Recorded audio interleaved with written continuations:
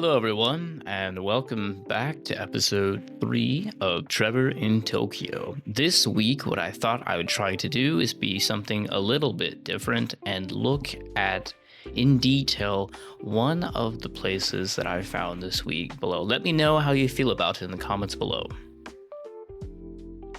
So, this is when I went to a traditional Japanese gym.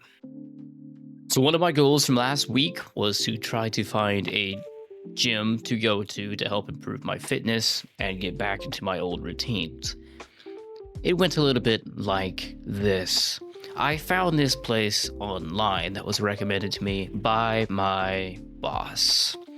Its website was entirely in Japanese and nearly incomprehensible. So I figured the only thing that I could do was throw myself directly into the fray. On Sunday, I decided no matter what happened, I was going to walk in to this gym. So I walked into this gym, a traditional gym, and looked around. They saw me, and everyone went quiet, looking at me, apprehensive about my presence. As best I could, I walked forward, confident as possible. これはジムですね. The girl on staff looked at me, all confused. Hi? Gym shitai desu. She looked at me again, more confused. Yoyaku ga arimasu ka? Yoyaku. I'm trying to remember the Japanese, starting to panic a little bit. I pull out my phone, looking to translate her sentence. Do you have a reservation?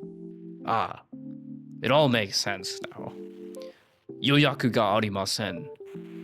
She looked at me with a hint of annoyance. Yoyaku ga hitsuyou desu. Confused again, I pulled out my phone and forced her to speak into it, surely to her chagrin. You need a reservation. Understanding now that I need a reservation in advance of the gym, I sheepishly make my remarks. Wakarimashita. Yoyaku ga shiritai. At this point, everyone on staff is staring at me as the strange foreigner who's trying to, in broken Japanese, converse with the poor girl on attendance. Itsu desu ka? She asks me when I want to make my reservation. Ima? My plan was originally to start exercising now, if you recall. The staff all start looking at each other and talking to each other in Japanese, looking at me every so often, and then back to each other. Eventually, they pull out a schedule to help start talking to me, and they turn back to address me. It's too late. I hear in broken English. I offer up my suggestion, ashita. They motion for me to take a seat at the desk and pull out the schedule, pointing at various things as she has this and that, speaking in Japanese that I catch only every third word or so. To me, the page is filled with nearly incomprehensible characters, broken up by a word here or there that I might recognize. Pool, Monday, Tuesday, gym. I was here for a gym after all. And it's a good thing I still had my Google Translate app up, just for such an occasion.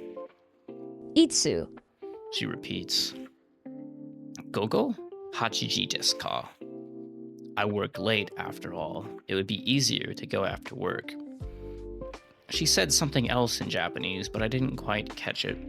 And at this point, pretty much everyone who's on staff has come out to see what's going on. Is it clear? At the new voice spoken in English, I snapped my head over to the side.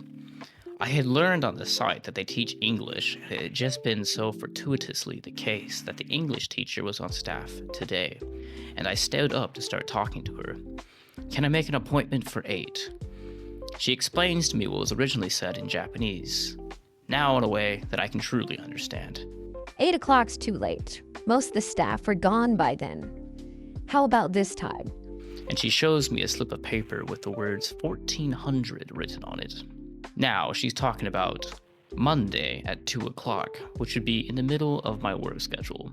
So it's a bit of an annoyance. But I checked my schedule, and as luck would have it, I didn't have anything scheduled for that time. And I figured I could probably make up an excuse to my boss and coworkers. Tabun daijoubu, I repeat in my broken Japanese. They start writing things down, preparing for the reservation, and discussing amongst themselves. And eventually they hand me a card with the words 1330 written on the appointment. And she says at the end, Be sure to bring your smartphone. just to make sure that I could translate as necessary. And as annoying as I might have been for them, they were as friendly as they could be to me, and I had my appointment for the next day. Overnight, I filled out the paperwork that they gave me, which asked for basic information, including my name and address, basic medical history, and all, of course, in Japanese. I filled this out to the best that I could, although my address is quite long in kanji, so it becomes kind of annoying. They also gave me a stamp card to mark how many times that I've gone for this month. It was 300 yen per session for the first 4 sessions, and then it's planned to have 200 yen for each of the next sessions up to 10 sessions. And then after that, it's free for every session for the rest of the month. So I figured it was a pretty good deal. At the reservation that I made for Monday, they took my blood pressure and heart rate, as well as my body health index using a special in-body scale, which is a fancy little scale where I took off my shoes and socks and grabbed the handles and stood on the device, which put an electric current through each of my limbs and measured my body mass composition, my symmetry, the basal metabolic rate, and other biomarkers. At this point, I had been out of the gym for about 3 weeks now, so I was quite happy when my results came back that I was still particularly healthy. But I had room for improvement that I planned to pursue next.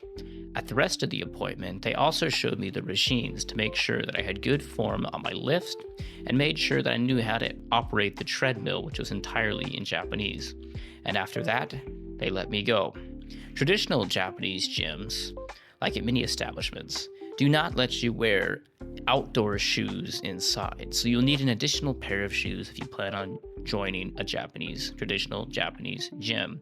I knew this in advance, so fortunately, I had brought an extra pair of clean shoes with me when I moved. But if you're visiting, you'll probably want to pick up an additional clean pair of shoes for exercising. And fortunately, you can pick these up for quite cheap at either a convenience or secondhand stores.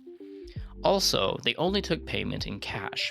The 200 or 300 yen corresponding to the entry fee is quite cheap by American standards. This corresponds to about $1.40 to $2 for every entrance. And as this is the small currency in the Japanese yen, this is 1 or 2 of the coins, so it's quite easy to carry with you. Also, it's not a 24-hour gym like the 24-hour fitnesses that are all over Japan, so it's only open until 10 p.m. on weekdays. However, this is reasonably late for me as I usually get off work around 7 or 8 p.m., and it's only about a 20-minute walk from my current location. The area itself within the gym is a little small, but it has the basics: a squat rack, a bench press, inclines, and all sorts of machines, including cardio bikes and treadmills. There's plenty here, along with the free weights, to lift and get strong, and there's a pool and a spa as well, if I get the chance to attend. In the evenings and the weekdays, there was only around 4 people in the gym, so with this space, it was plenty fine. When I came in, they gave me a key for a locker in exchange for the stamp card, so it was nice to be able to lock up my stuff and make sure it's safe. Although in Japan, this isn't really an issue of stealing my stuff, is more as putting my stuff out of other people's way.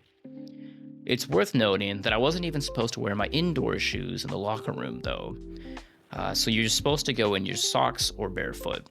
And if you want to use the restroom facilities, they also have special toilet slippers to wear as well. So it's quite traditional in that sense. Also, keeping with Japanese tradition, most of the gym is completely quiet. The exception, of course, being the large playlist of American pop songs, which seem to be set to an almost perfect sync with the 24-hour clock. Out of every day that I was there this week, the clock and the songs came on at the same time. So you could tell the time by what song was playing. And these songs are all in American English, which is quite different when the rest of society speaks Japanese. What's also amusing is I found that some of these songs could be quite racy party songs, which made me wonder if anyone else actually knew enough English in the gym to be able to appreciate the music or just appreciated the sound, much in the same way that we in America sometimes listen to songs in Spanish, Japanese, Italian, or other languages without really understanding the lyrics, just because we found that it's a catchy theme. So, looking forward to the next week. I will zoom in more on some of the other small shops in the area, and I appreciate all the feedback you have below. If you have any suggestions or comments or encouragement, please be sure to like or subscribe or comment below, and I'll catch you in the next one. This is Trevor in Tokyo. See you next time.